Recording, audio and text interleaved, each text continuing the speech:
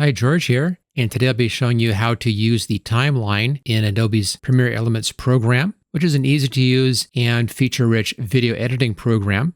Now, the timeline is a major part of Premiere Elements, but it's not the only part. There is a lot to this program. If you want to find out more about the whole program, I have a complete training course for this, and I'll put a link for that at the top of the description.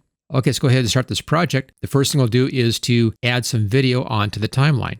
And we'll start off by bringing in some stuff here from the organizer. Go for the thumbnails to show up. And I'll just grab this powerboat shot right there. If you double click, it brings us over into the media section. As you can see here, this is our media player. Let's come down and bring in one more thing. Maybe I'll bring in one of these sunsets in here. I'll double click on this. There's our sunset. Let's now bring those in. I'll click on this one. Let's hold the control key down. Click on the sunset and then click on add files. And it brings those files over here onto the timeline, which is this section right over here. Okay, let's just minimize some of these things. Close that down. Close that panel. And here we go. We have down below the timeline, this main area here. Most of your work is going to be done right down here in the timeline. This is our video window up here. We can actually see what we're doing. If I click the play button, we can then play through the video. As you can see, there we go. Everything's kind of scrunched over here left-hand side. We can extend that out, make it a bit easier to see this by taking this slider control right down here, right at the bottom. Go to the left, you're looking at a smaller piece of your timeline, which means that we're seeing this as a larger section. Go to the right, you're seeing more of your timeline, which means we're looking at smaller views of our video clips. We're not changing the length of the clips, we're just kind of zooming in on that. Notice over here, we also have the same kind of options for the individual lines in here, so you can make those taller or shorter. Normally, I'm going to be going for shorter like this for video clips. If we're working with audio, it's often a good idea to extend the audio clip if we have any waveform happen. This one has audio, but nothing that's really on the audio. And when I brought this in, brought our first video in, notice that the video one came in here and audio came in on the audio one line. So they're always tied together, but they're on separate lines in here in your timeline. The top section has your video. Bottom section has your audio. Not really sure why it does this. They go opposite directions. Video 1, 2, 3, audio 1, 2, 3. You can have your video on different video lines if you want. I'm just going to drag it up like this. So I now have this video on a separate line in here. Also, notice I can go right over here. There's kind of a divider line. You can go over that divider line and then drag up and down and change the height of your video line. Same thing for your audio line. The reason why you would want to have them on separate lines like this is if you wanted to do an overlap like this, allowing you to do fades or dissolves, special effects like that, they have to be on separate lines. Or if you're doing green screen, you'd want to have your green screen above this and your video clip underneath of that. For our play controls up here, we can add markers in at specific positions. This is occasionally useful if you want to find a spot in here that you want to link something up to. Just toss a marker down there and use it as reference. Right above this, we have this little scale in here. This is the timeline for this one video clip. And here's the playhead for that, so I can scroll this back and forth like that. There's that powerboat. Notice how when this line moves as well. So this is kind of like a zoomed in version of the timeline right down here. There we go. We have different zoom levels over here. Right now it's set to fit. There's a 10%. There's 100%. Normally I'll use fit, so I can see that well. If you come right down here, you can, again, grab the dividing line in here and drag this up and down and change your view that way. Over here are the play controls for your view window. This is your play button right there, or stop button. This allows you to go back one frame at a time or forward one frame at a time. This goes into rewind, and this goes into forward. You can stop that whenever you want. This goes to the beginning of the edit point, your last edit point, which is normally the beginning of your clip. This goes to the end. There we go. Right over here, we can do a freeze frame. Let's just come in, bring our clip over here. Notice I can jump quickly to a different spot just by clicking on timeline up here. Let's do a freeze frame right there. There's the freeze frame. Make a duration, whatever you want. You also can take this over into the Photoshop Elements if you have that installed and then edit that. Really useful if you're doing this to put in some fancy title cards, for instance.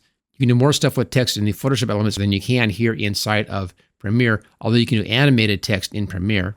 So you can extract candid photos. This goes through and finds frames that the program thinks are good frames. We'll take a look at that later on in our training. We can export this out if you want to, insert in movie, or we can just cancel that. I'll just cancel that one out.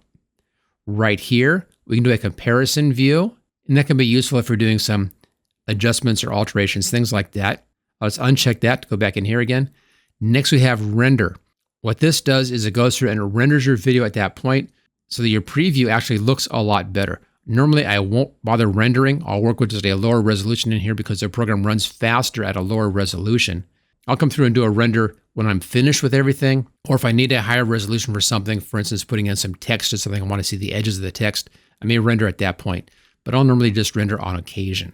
Way over here, we can set the playback resolution. Again, render gives you a higher resolution.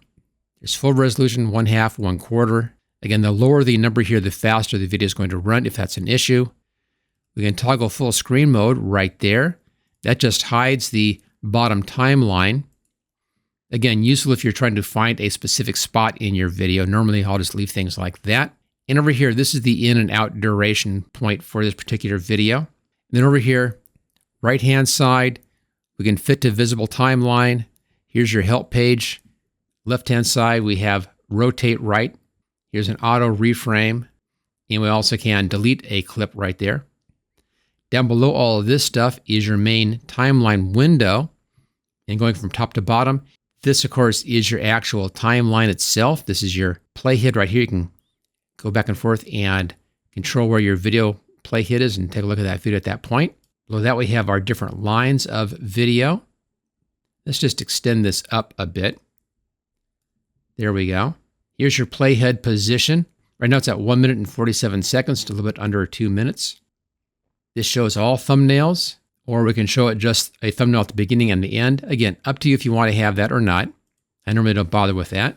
This allows snap to happen. Now, snap is useful if you are doing such things as moving a clip around. You want it to snap right to that edge. Just drag it over and it's going to snap right to that edge like that, so it's exactly aligned. That's snap.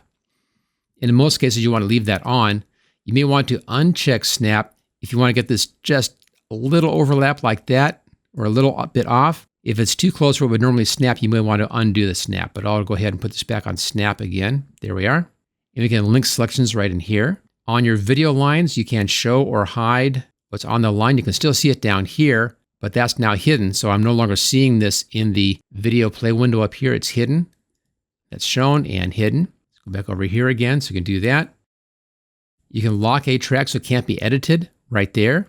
And we can put in keyframes. We'll be talking a lot more about keyframes later on. These allow you to do such things as time your fades, dissolves, special effects, titles. All those things are based on positioning of keyframes.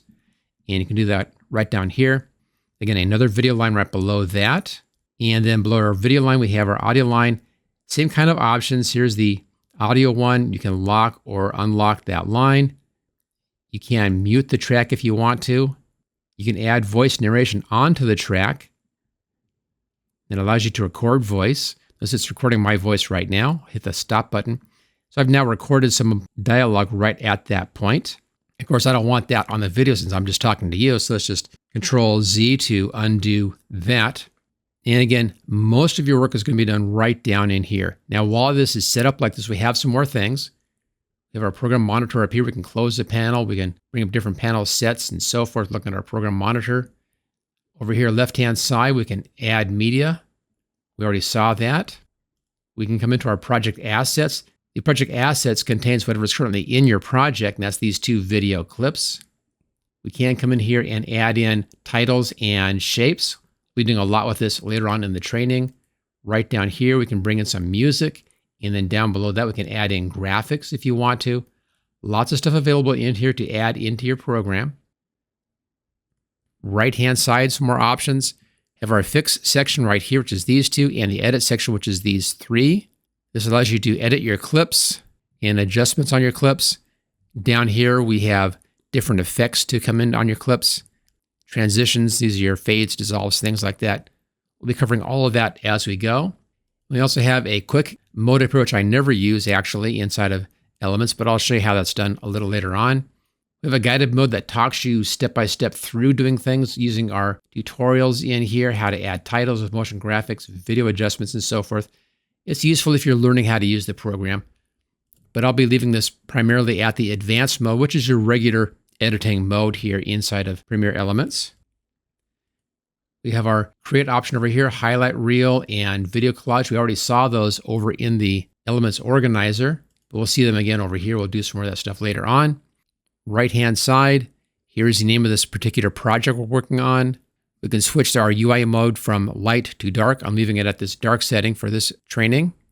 We can save this. We can export this and export and share options. Lots of options in here for exporting and sharing. Basically taking this thing out when you're finished with it. And across the top, of course, we have our standard menu structure right up in there. So there you go. This is how you're going to be doing most of your editing in the program right like this. You may or may not have things open on the right-hand side like that, or the left-hand side like that. It depends on what you're doing. You may want to keep these open or not. I tend to have these things closed when I'm working to give me the most space in here on the timeline. Now, as I mentioned at the beginning, I have a complete video course for Premiere Elements. If you want to find out more about this video editing program, take a look at that. There's a link for that in the description. If you enjoyed this video, make sure you hit that thumbs up. Also, make sure you subscribe so you don't miss any videos in the future, and I'll see you next time.